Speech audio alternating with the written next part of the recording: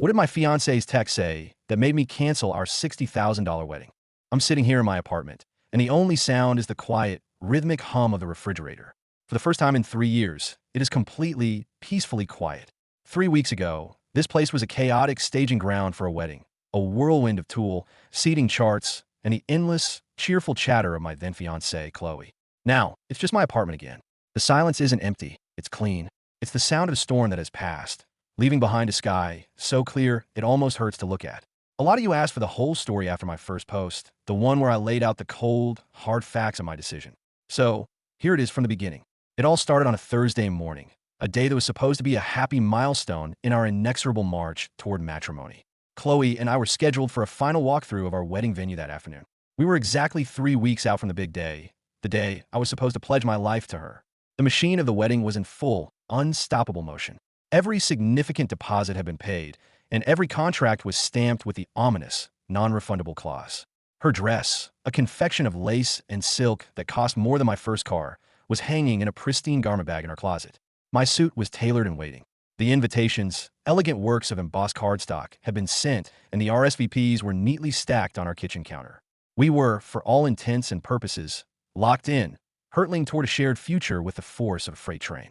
I was in the middle of a tedious conference call, my mind a million miles away, idly doodling on a notepad when my phone buzzed on the desk. It was a text from Chloe. I smiled, a small, unconscious gesture of affection.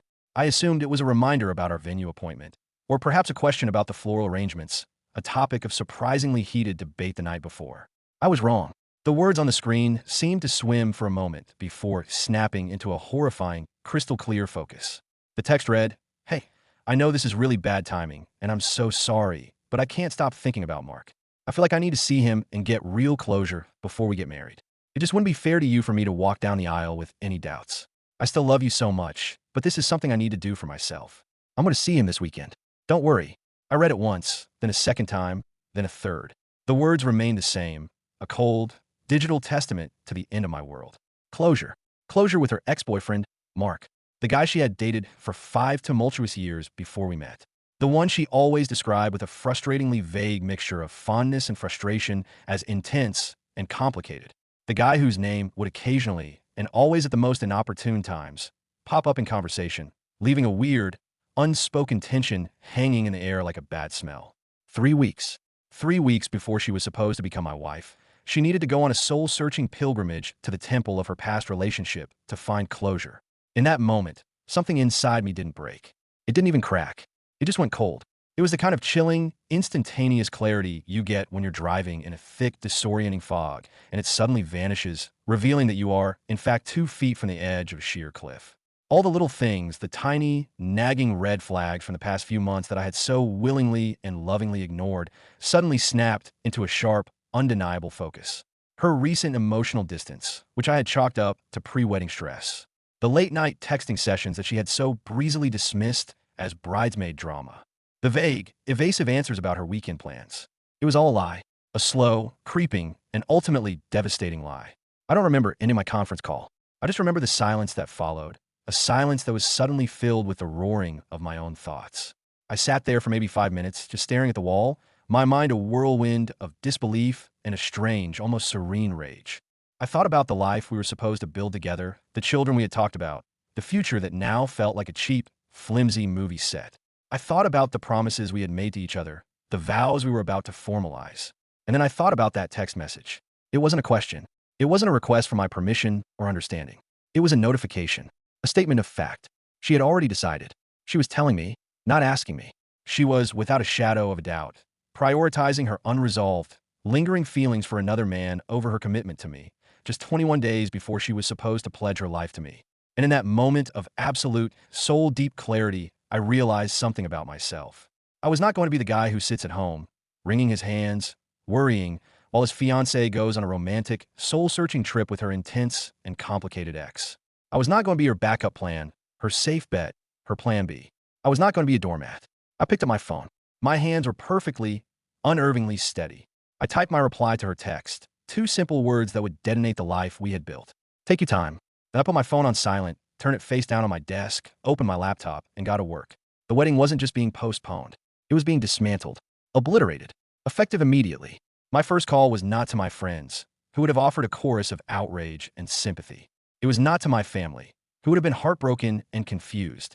My first call was a strategic one, a cold, calculated move in a game I had just decided to win. I called Chloe's parents.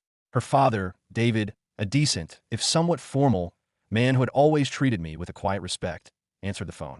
"David, it's Alex," I said, my voice a calm, even an almost detached monotone that I didn't recognize as my own.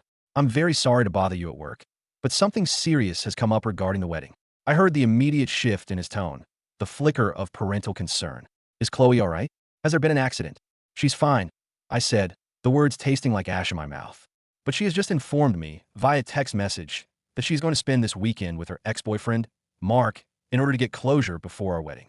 She feels this is something she needs to do for herself." There was a long, heavy, and deeply satisfying silence on the other end of the line. I could hear the faint, almost imperceptible sound of his breathing. She what?" He finally managed to choke out. "She's going to see Mark," I repeated, my voice devoid of emotion. "She said she can't marry me with any doubts. I'm not sure what will happen after her trip, but I cannot in good conscience move forward with this wedding under these circumstances. As of this moment, the engagement is off." The silence stretched on, thick and uncomfortable. I could hear his wife, Sarah, in the background, her voice a muffled, worried query. "What is it, David? What's wrong?" I heard him mutter to her, the words a low, incredulous growl. "Chloe went to see Mark."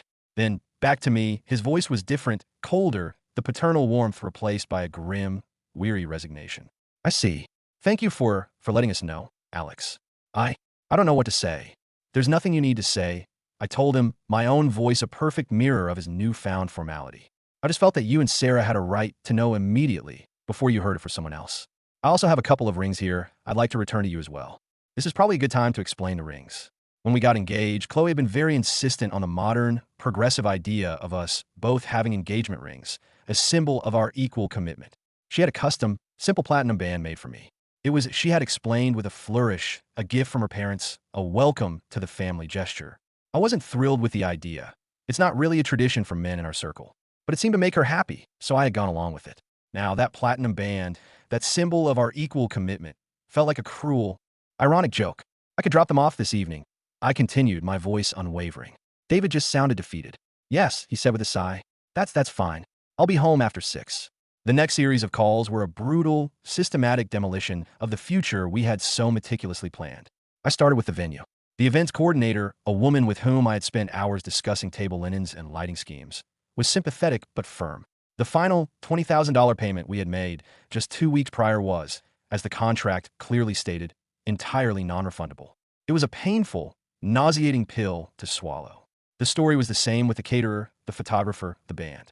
Each call was another nail in the coffin of the $60,000 wedding we had so joyfully planned. My parents had contributed a generous amount, but the bulk of it, the lion's share, was my own savings, money I had worked and saved for years. It was gone, vaporized by a single, selfish text message. My next act was to send a mass email to everyone on our meticulously curated guest list. The subject line was stark and unambiguous: wedding cancellation. The body of the email was equally brief and to the point. Due to unforeseen circumstances, the wedding of Chloe and Alex, scheduled for date, has been canceled. We sincerely apologize for any inconvenience this may cause. I offered no further explanation. I knew the rumors would fly, a wildfire of speculation and gossip. Let them. The truth, I knew, was far messier and more pathetic than any rumor they could possibly invent. I spent the rest of the afternoon packing. Chloe had moved into my apartment about a year ago.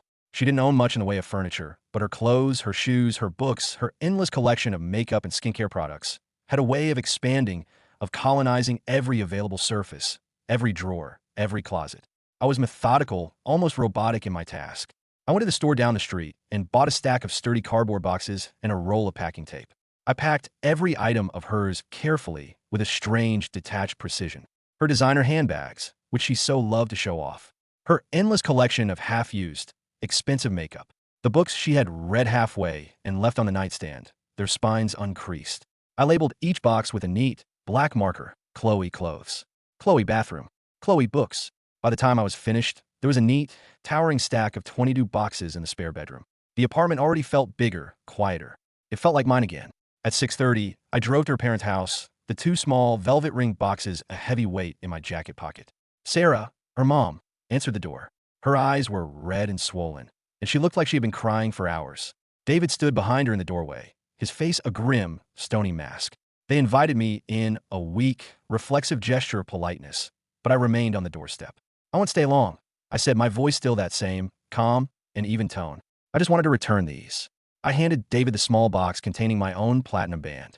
Then, I handed him the other box, the one containing the brilliant 2-carat diamond ring I had spent 3 months of my salary on, the one Chloe had so joyfully and enthusiastically picked out for herself. He took them without a word, his hands trembling slightly. Sarah finally spoke, her voice a fragile, trembling whisper. We don't understand, Alex. Why would she do this? Why now? That's a question you'll have to ask her, I said, my voice not unkind but firm. All I know is that she made a choice, and her choice was not me. I'm just accepting that. I wish them well, a hollow, meaningless platitude, and walked back to my car.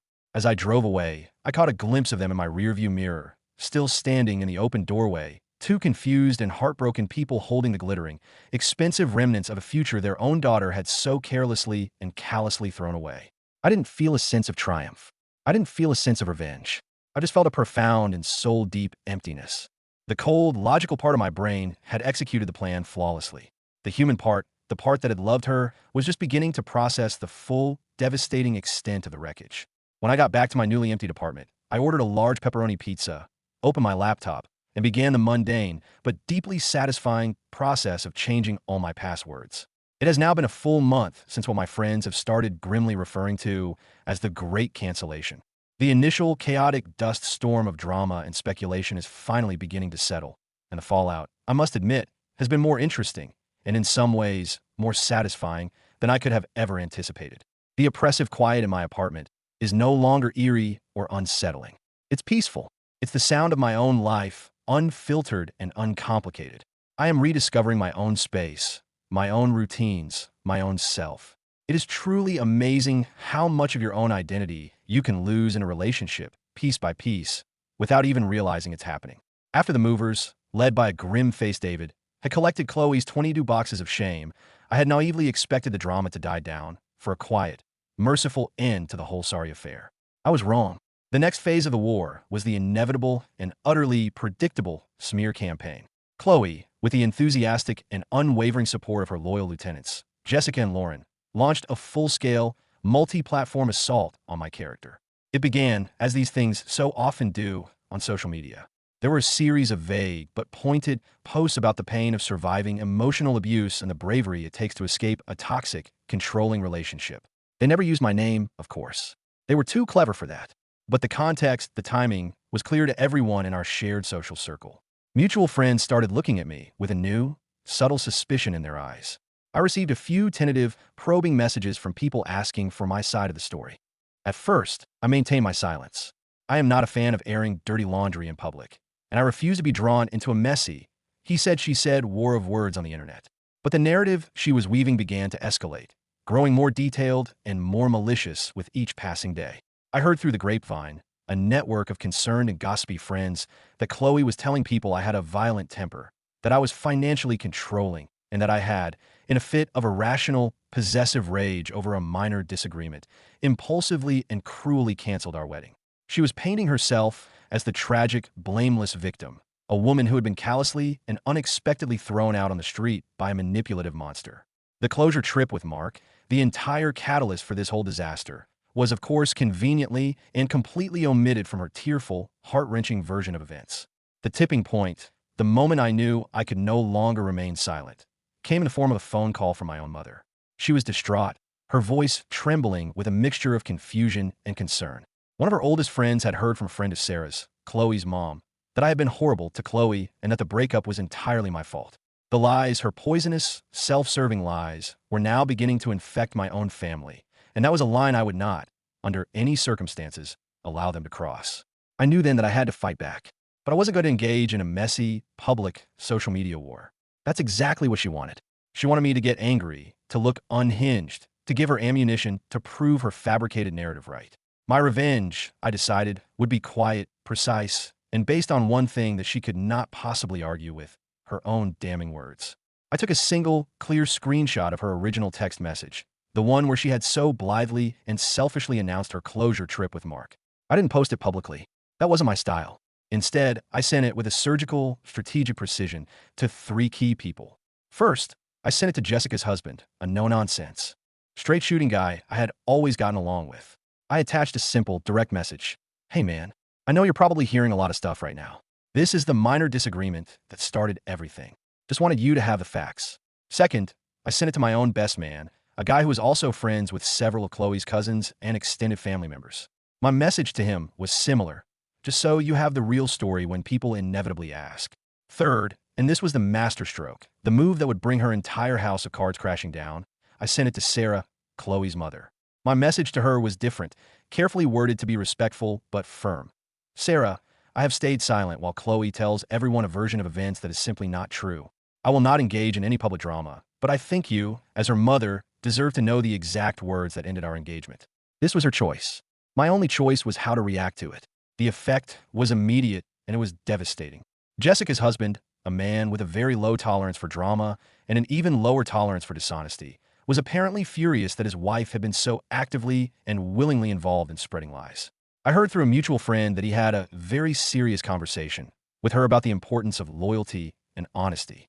Jessica, faced with the undeniable proof of her friend's deception, went completely and utterly silent after that. No more supportive texts to me, no more passive-aggressive social media posts. The rumor mill among our shared social circle, which had been grinding away at my reputation, ground to a sudden, screeching halt and then, slowly but surely, began to turn in the other direction. The story of the text message, the real story, spread like wildfire. Suddenly, everyone understood. My actions, the canceled wedding, the packed boxes, the changed locks, which had seemed so extreme and cruel in the context of her fabricated narrative, now made perfect, logical sense. I wasn't a villain. I was just a guy who had refused to be played for a fool. But the most significant, and in many ways, the most satisfying, fallout came from Chloe's own family. Sarah, her mother, faced with the undeniable, black and white proof of her daughter's profound betrayal, in her own selfish and unapologetic words, could no longer maintain the victim narrative. The dynamic in their house, I was later told by a deeply apologetic David, shifted overnight. It was no longer about comforting poor, heartbroken Chloe. It became about confronting Chloe's terrible, self-destructive decision-making. And what about Mark, the mysterious, complicated ex, the catalyst for this entire disaster? I found out what happened there from a friend of a friend, a story so perfectly, poetically ironic, it was almost unbelievable. Chloe's grand, romantic reunion, her test of fate, didn't exactly go as planned. Mark was, apparently, very flattered that she had come all the way to see him. They had a wonderful, nostalgic, and deeply connecting weekend together. But when she showed up on his doorstep a week later, her 22 boxes in tow, her wedding canceled, her life in a state of utter chaos, he had, to put it mildly, panicked. He wasn't looking to pick up the broken pieces of her life. He was, as it turned out, married. Yes, you read that correctly. Mark, the great, unresolved love of her life, was married. It was a small, inconvenient detail that Chloe had conveniently forgotten to mention. He had, apparently, told her during their closure weekend that it was a mistake and that they were basically separated, a classic, cowardly line that she, in her desperate, romantic delusion, had chosen to believe. His wife, however, did not see it that way. When she found out that her husband's ex-girlfriend was planning to move into their guest room for a little while, just to get back on her feet, she had given him a very simple, very clear ultimatum. Chloe goes, or I go. He chose his wife. So, Chloe's grand escape plan, her romantic, destiny-fueled fantasy, had imploded in the most spectacular and humiliating way possible. She had torched her engagement, her home, and her reputation for a man who was never actually available. She was left with absolutely nothing. No fiancé, no backup boyfriend, no apartment. She was 31 years old, jobless, and living in her childhood bedroom, under the constant, heavy gaze of her parents' profound and palpable disappointment. The harsh, unforgiving reality of her financial situation also began to set in. Chloe had quit her job 2 months before the wedding, a mutual decision we had made at the time, so she could focus on the final, stressful preparations, with the understanding that we would figure out her next career move after the honeymoon. She had no income. She had been living, for the past year, entirely off my support. Now that was gone. She had a hefty car payment and a mountain of credit card bills that she had no conceivable way to pay. The desperate text started again, this time not to me, but to my parents, of all people. A flood of apologies, of regrets, of pleas for them to talk to me, to mediate, to fix what she had so thoroughly broken. My mom called me, her voice sad and weary. She seems truly broken, Alex. She's not broke, Mom. I told her, my own voice devoid of any sympathy. She's just broke. There's a difference. I had one final piece of business to take care of, one last loose end to tie up. The $60,000 we had lost on a non-refundable wedding deposits. My parents and I had agreed to split the loss, but it still stung, a constant, painful reminder of the price of her betrayal. Then, I had an idea. We had a joint savings account, an account we had both diligently contributed to for wedding-related expenses. After I had paid the final, crippling vendor deposits, there was still about $10,000 left in it. Money that was legally half mine. However, Chloe, in the chaotic days between her return from her disastrous closure trip and the day her father came to collect her things, had, I discovered, drained the account completely. My lawyer sent a single, formal letter to her at her parents' address. It was a demand for the immediate return of my $5,000 from a joint account, citing her unilateral withdrawal as an act of bad faith conversion of shared assets post-separation. The letter also included a meticulously itemized list of all the non-refundable wedding expenses, making it clear that while I was not legally pursuing her for her half of the $60,000 loss, the moral debt was hers to carry for the rest of her life.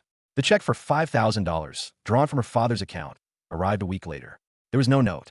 It was the last communication I ever received from their family. It was never about the money. It was about the principle. It was the final, quiet, and deeply satisfying confirmation that they all knew, without a shadow of a doubt, that she was the one in the wrong. The battle was over. The silence that followed was, finally, the sound of peace.